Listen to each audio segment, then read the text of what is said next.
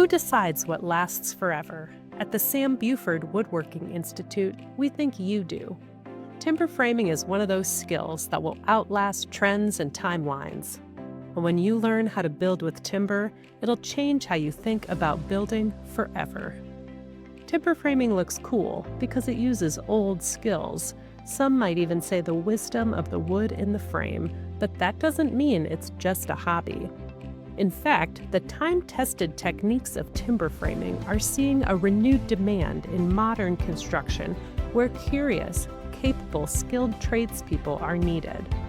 So come and learn as we teach these methods that have progressed alongside modern technology driven by the realities of resource management and the need for sustainable construction. Join us in 2026 for one of 8 different hands-on timber framing courses, everything from building a mailbox over the weekend to immersive, week-long intensives where you'll raise a frame.